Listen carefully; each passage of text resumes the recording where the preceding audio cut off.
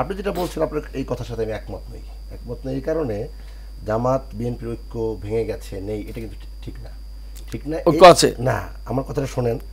কেন নেই আপনারা বলছেন, এর কারণটা হচ্ছে আমাদের সুসময়, দুঃসময় না। আপনি দেখবেন যখন কোথাও বন্যা হয়, বন্যা হওয়ার পরে যেমন একটা কচুরি পানার উপরে সাপ উঠতেছে, ব্যাঙ উঠতেছে, সবাই উঠতেছে। সাপ আর ব্যাঙ কিন্তু এক প্রজাতির না, সবাই উঠতেছে কিন্তু দুইজন পরস্পর শত্রু। অর্থাৎ জীবন বাঁচানোর তাগিদে তারা কিন্তু এখানে এক হচ্ছে।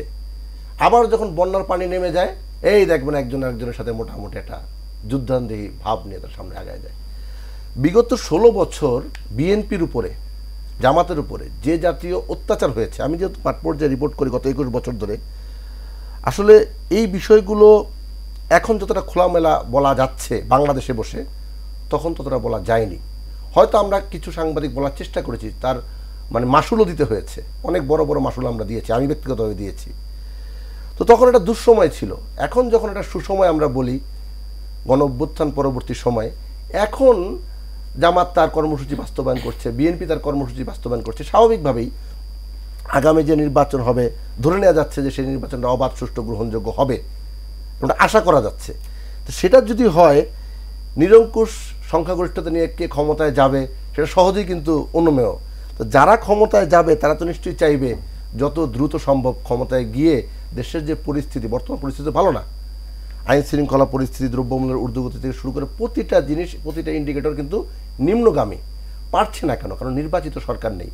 আমি প্রফেসর মোহাম্মদ ইউনূসের যোগ্যতা, দক্ষতা নিয়ে কথা বলার দুঃসাহস আমার নেই, কিন্তু উনি ওনার জায়গায় ঠিক আছে, কিন্তু বাকি যে ওনার উপদেষ্টা পরিষদ, এদের মানে কারো অসুস্থতা, কারো বয়সজনিত সমস্যা, নানা কিছু কিন্তু তাদের সমস্যা রয়েছে, ফলে তারা কিন্তু পারফর্ম করতে পারছে না। এর উপরে আবার হচ্ছে একজন ব্যক্তির উপরে একাধিক মন্ত্রণালয় চাপিয়ে দেওয়া হচ্ছে, এবং একজন ব্যক্তি যদি মাঠ পর্যায়ে তার কথাগুলো, তার আদেশগুলো বাস্তবায়ন করতে চায়, মাঠ পর্যায়ে কিন্তু ভিত্তি থাকতে হবে, যে ভিত্তিটা বিএনপির আছে, যে ভিত্তিটা জামাতের আছে, হয়তো বিএনপির বেশি আছে। ফলে রাজনৈতিক সরকার যদি ক্ষমতায় থাকে, দায়িত্ব নেয়, সেক্ষেত্রে এই যে সমস্যাগুলো এটা অনেকাংশেই সমাধান হয়ে যাবে। আর আপনি যেটা বিএনপি জামাতের অনৈক্য দেখছেন, আমি এটা অনৈক্য দেখছি না। আবার যদি ঝড় আসে দেখবেন আবার এক হয়ে গেছে। যদি এমন হয় দেখবেন যে ডিসেম্বরে নির্বাচন না হয়ে আগামী জুন জুলাই কিংবা আগামী বছর নির্বাচন চলে যায়, এই বিএনপি কর্মসূচি ঘোষণা করবে এবং জামাত যুগবদ্ধভাবে সেই কর্মসূচির সঙ্গে একাত্মতা ঘোষণা করবে এবং তারা একসাথে রাজপথে নামবে বর্তমান সরকারের বিরুদ্ধে। ধন্যবাদ আপনাকে, চমৎকার আলোচনা করেছেন।